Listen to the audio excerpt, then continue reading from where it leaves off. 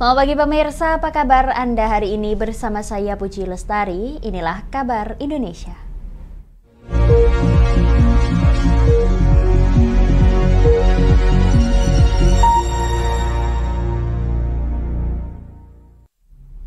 Pemirsa, Presiden Joko Widodo meninjau langsung ketersediaan stok beras di gudang Bulog Dramaga, Kabupaten Bogor, Jawa Barat pada Senin 11 September. Presiden juga memerintahkan Bulog untuk memberikan bantuan beras kepada masyarakat setiap bulan.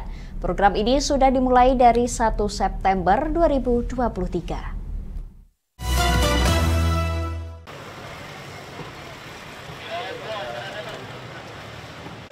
Presiden Joko Widodo meninjau ketersediaan stok beras dan penyaluran bantuan pangan kepada keluarga penerima manfaat di gudang Bulog Dramaga, Kabupaten Bogor, Jawa Barat, dan di Komplek Pergudangan Sunter Timur 2, Kelapa Gading, Jakarta Utara.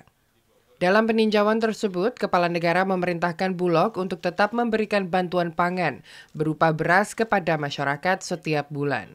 Hal ini diperkirakan mengingat ada 7 wilayah di Indonesia sedang mengalami kekeringan akibat terdampak fenomena alam El Nino. Presiden juga ingin memastikan agar masyarakat yang terdampak El Nino tidak kekurangan stok beras. Oleh sebab itu juga mulai 1 September kemarin saya perintahkan untuk memberikan bantuan pangan beras, bantuan beras ke masyarakat. Setiap bulan kira-kira 210 ribu ton dikeluarkan oleh Bulog untuk bantuan pangan itu. Dan ini sudah dimulai terus September, Oktober, November. Kalau stoknya kita lihat masih nanti diteruskan lagi. Presiden Jokowi juga meminta Bulog untuk menyediakan stok beras dalam jumlah lebih. Bila biasanya Bulog menyediakan 1,2 juta ton per bulan, kali ini Bulog sanggup menyediakan stok beras hingga 2 juta ton untuk 1 bulan.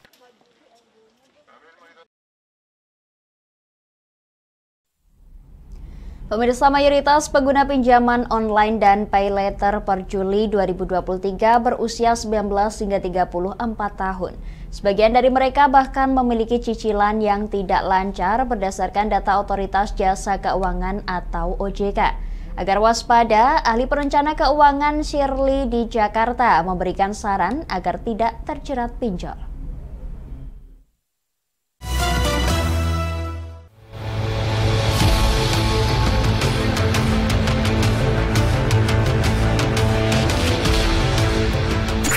Perencanaan keuangan, sebetulnya total cicilan itu baiknya maksimum 35% dari penghasilan kita.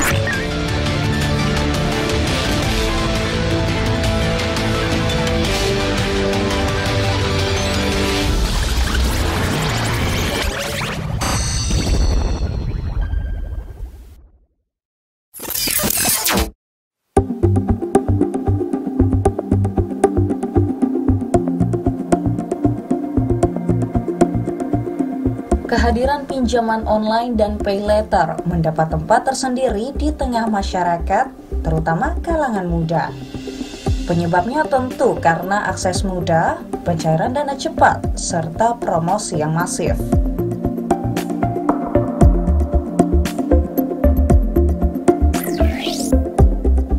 Ahli perencana keuangan Shirley di Jakarta pada Rabu 6 September kepada Antara mengatakan pinjol dan pay later jadi berbahaya apabila tidak diiringi pengetahuan mengelola keuangan yang baik.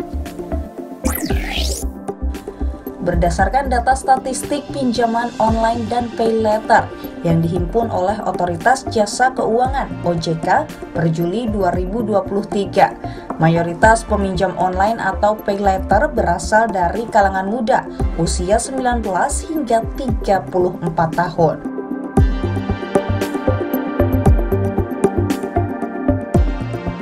Kaum muda bahkan mendominasi kategori peminjam yang tidak lancar dengan total hampir 2 triliun rupiah, serta memiliki kredit macet terbanyak sejumlah 784 miliar rupiah.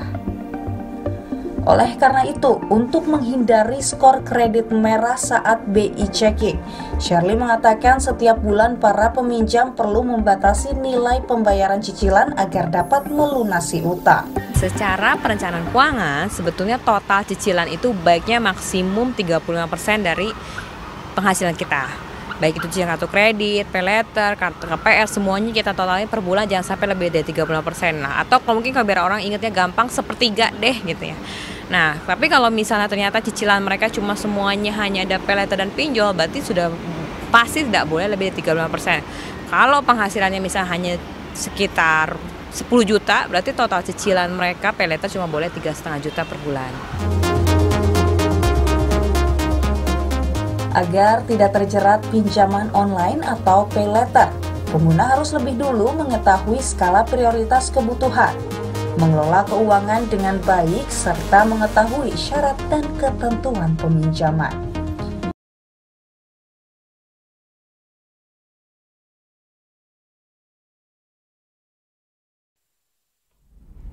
Pemirsa, ajang karapan sapi yang digelar pemerintah Desa Tanggul Wetan, Kecamatan Tanggul, Jember, kembali digelar pada 9 hingga 10 September 2023. Pemerintah Kabupaten Jember melihat lomba ini memiliki potensi besar untuk digelar secara apik ke tingkat nasional.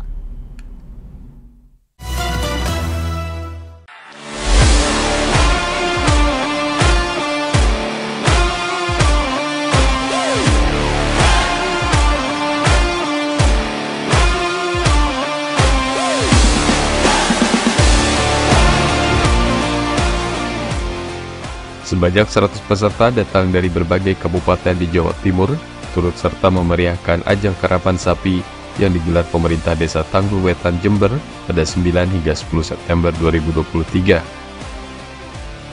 Selain untuk mempertahankan tradisi Nusantara, lomba karapan sapi ini merupakan cara untuk mendongkrak pariwisata daerah. Kali ini Bupati Jember Hendy Siswanto membuka acara tahunan yang pertama kali digelar pada tahun 2010. Melalui karapan sapi ini diharapkan dapat menumbuhkan sektor pariwisata yang akan berdampak positif ke perekonomian daerah.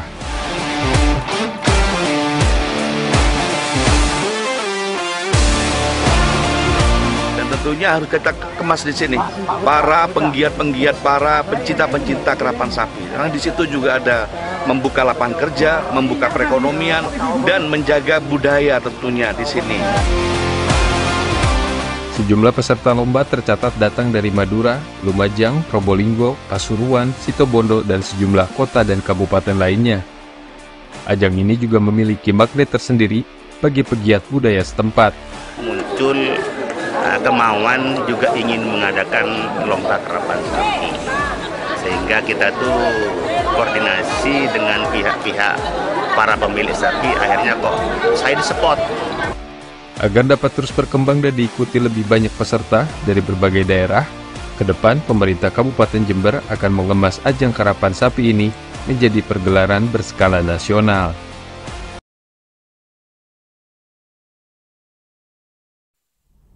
Kami akan jeda sejenak pemirsa, tetap bersama kami di Kabar Indonesia.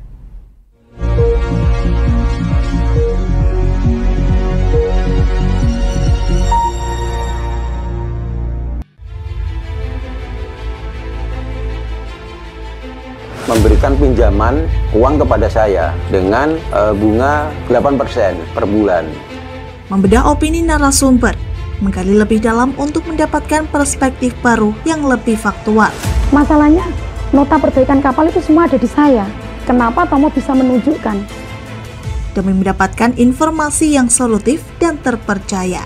Dalam Bedah Opini, setiap Rabu jam 11 siang hanya di Lingkar TV.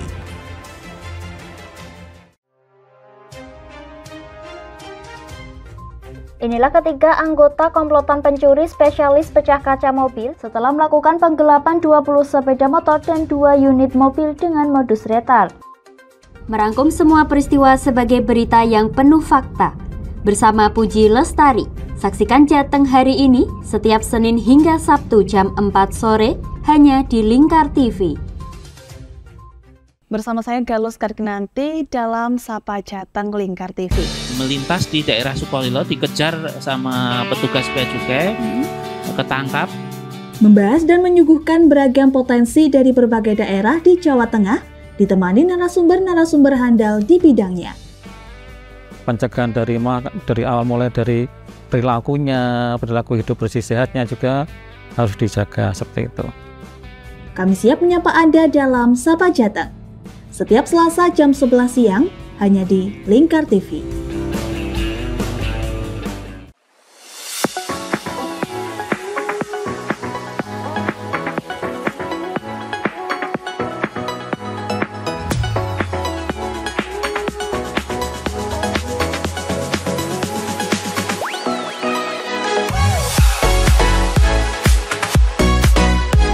Kami ya, dengan bangga kami mempersembahkan sebuah store busana muslim modern ya untuk masyarakat Jateng sini.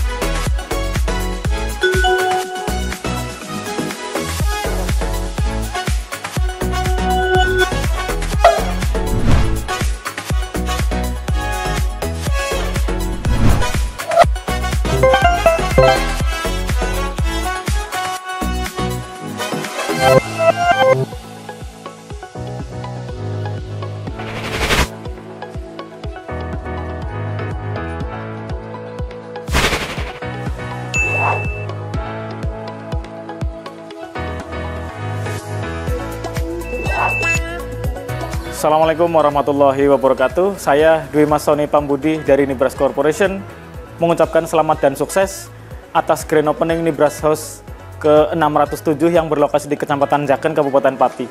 Mudah-mudahan dengan dibukanya Nibras House ini membawa manfaat yang seluas-luasnya untuk masyarakat Pati dan sekitarnya. Assalamualaikum warahmatullahi wabarakatuh.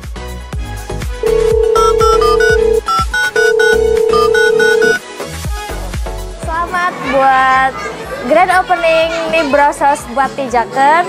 Semoga usahanya bisa laris, bisa digemari banyak masyarakat di Jaken.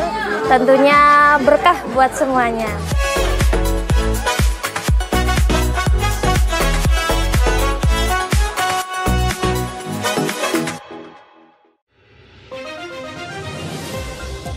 Modus kedua pelaku ini berpura-pura kehabisan bahan bakar kendaraan. Setelah pelaku dibantu, mereka kemudian melakukan kekerasan dan mengambil paksa sepeda motor korban. Saat tiba di lapangan terbang Okbab, rombongan langsung dihadang 5 orang yang mengaku sebagai anggota KKB.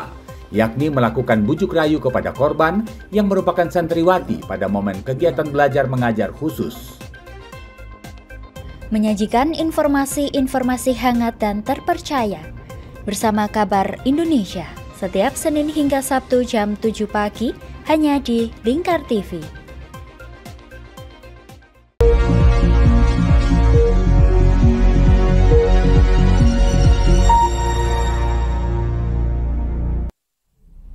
Pemirsa, Makassar Pinel menghadirkan pameran seni rupa terkait maritim, mulai dari seni gambar di atas kertas hingga seni interaktif berbasis data yang berlangsung mulai 11 September hingga 30 Oktober mendatang.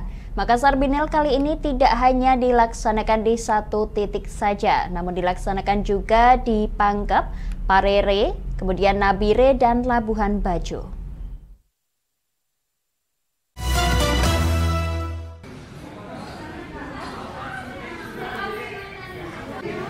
Makassar Biennale menghadirkan pameran seni rupa bertemakan abadi maritim yang menyuguhkan berbagai macam karya seni, mulai dari seni gambar di atas kertas hingga seni interaktif berbasis data yang berlangsung sejak 9 September hingga 30 Oktober.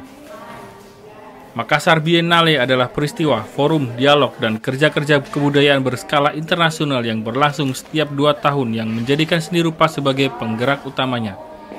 Tidak hanya dilaksanakan di satu titik saja, kegiatan ini juga dilaksanakan di Pangkep, Parepare, Nabire, dan Labuhan Bajo. Salah satu seniman asal Jakarta yang berkontribusi dalam kegiatan ini yaitu Alifah Melisa menjelaskan bahwa karyanya yang berjudul Manggara Bombang merupakan perpanjangan suara dari masyarakat pesisir Pantai Marbu di Kecamatan Talo, Makassar Utara, di mana lokasi tersebut kehilangan identitasnya seiring dengan adanya reklamasi. saya di sana mengajak anak-anak itu untuk menggambar kegiatan sehari-hari mereka, menggambar ya kehidupan mereka selama di sana lah. Maksudnya kalau misalnya nanti itu tempatnya akan direklamasi itu nanti akan apa ya? Yang akan lebih berdampak itu kan pasti ke anak-anak itu, karena masa depan mereka yang akan ibaratnya terenggut lah gitu. Sementara itu, seniman asal Bandung yaitu Jim Allen Abel mengatakan, karya seninya yang berjudul Jemite Makassar merupakan proyek seni interaktif sederhana berbasis data, dibuat dengan tujuan untuk memahami landscape sosiokultural dan sejarah sebuah kota. Ada tur gitu, keliling kota gitu, ke beberapa titik yang dibangun berdasarkan rute yang aku bangun gitu. Jadi di sana itu nanti kalian akan menemukan QR code yang di dalamnya ada data berupa audio, image foto, dan beberapa teks untuk menjelaskan Makassar di masa lalu gitu. Ada juga karya seni dari Mulyono asal Tulung Agung yang berjudul Suara Jiwa Padewakang, merupakan bentuk kekuatan dan keselamatan menjelajah ke benua Australia untuk berburu teripang. Serta karya seniman asal Makassar yaitu Algi Fahri Jasin dengan karyanya yang berjudul Selamat Menyelamatkan, memiliki tujuan mempertebal kekuatan seluruh makhluk hidup yang ada di Pulau Lailai untuk tetap bertahan hidup.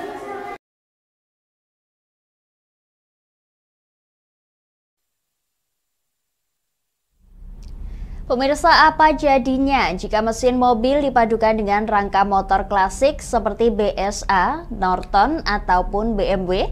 Di bengkel milik warga Wonosari, Kabupaten Gunung Kidul, Daerah Istimewa Yogyakarta, berbagai mesin mobil bekas dimanfaatkan menjadi replika motor kuno yang keren dan bisa mengaspal di jalanan.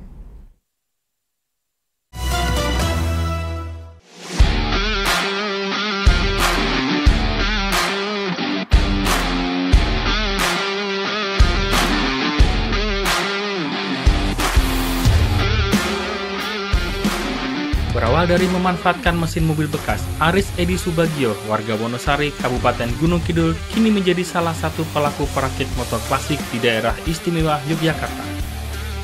Dari tangan kreatifnya, sudah ratusan unit replika motor klasik yang ia produksi, mulai dari motor legendaris BSA, Norton, BMW, hingga Harley Davidson.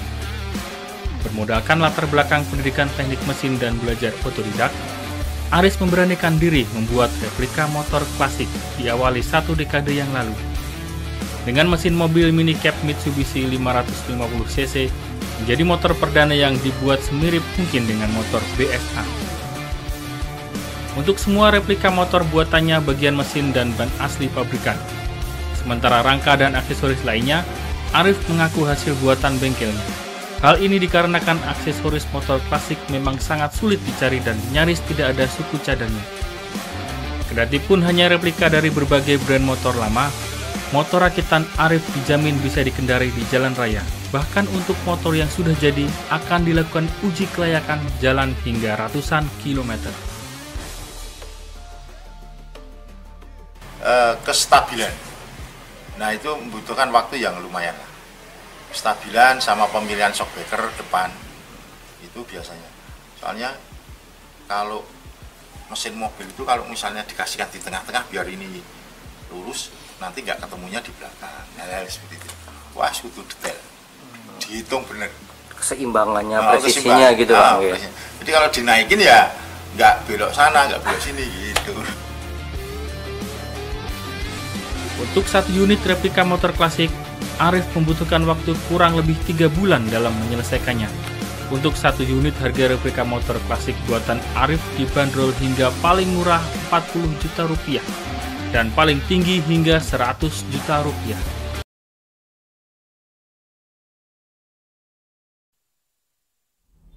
Pemirsa, busana-busana yang pernah dikenakan oleh Putri Diana akan dipajang sebagai bagian dari pameran mode Inggris bertajuk Royal Rebels. Pameran menarik ini akan digelar dari 11 September 2023 hingga 7 Januari 2024 di Custom Museum di Den Haag, Belanda.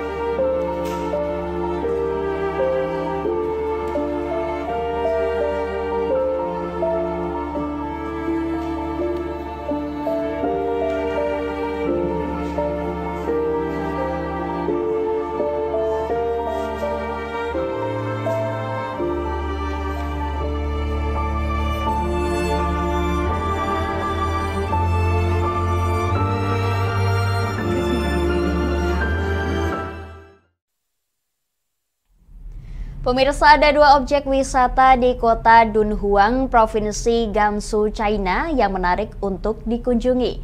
Pertama, Gua Seribu Buddha yang berisi 735 gua di tebing Gunung Ningxia setinggi 40 meter.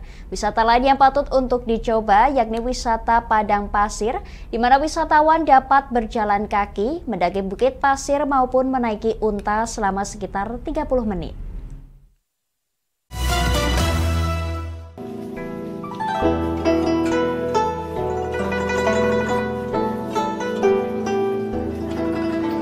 Bila Anda berkunjung ke kota Dunhuang di Cina, jangan lewatkan kesempatan untuk menjelajahi Gurun Gobi. Anda bisa memilih mau jalan kaki naik gunung Ningxia atau bukit pasir bernyanyi, kemudian mendatangi danau bulan sabit berusia lebih dari 2000 tahun, atau menunggangi unta selama 30 menit untuk berkeliling bukit-bukit di Gurun Gobi. Nah, bila ingin merasakan jadi penunggang unta, Anda harus membayar tiket sebesar 100 yuan atau sekitar Rp215.000. Seorang pemandu akan memimpin 5 ekor unta yang dinaiki 5 wisatawan. Tempat ini sangat ramai saat libur musim panas. Jadi, Anda harus bersabar karena ratusan unta hanya bisa berjalan perlahan mengantre di jalur yang tersedia. Di Dunhuang, Anda pun dapat berkunjung ke Gua Pemujaan Mogao alias Gua Seribu Buddha. Letaknya di timur kaki Gunung Ningxia, 25 km tenggara kota Dunhuang. Situs ini adalah salah satu harta karun agama Buddha terbesar di Cina. Terdapat 735 gua di tebing setinggi 40 meter yang membentang sepanjang 1.700 meter. Gua-gua itu berisi 2.000 patung, termasuk patung Buddha setinggi 35 meter yang berasal dari dinasti Tang dan Song, dan lukisan dinding seluas 45.000 meter persegi. Gua Pemujaan Mogao mencerminkan perkembangan seni, penyebaran agama, hubungan antar etnis di Cina dan sekitarnya, khususnya di jalur sutra. Hanya 6.000 tiket masuk yang tersedia setiap hari. Jadi, Anda harus gercep ya, alias gerak cepat bila datang saat musim liburan.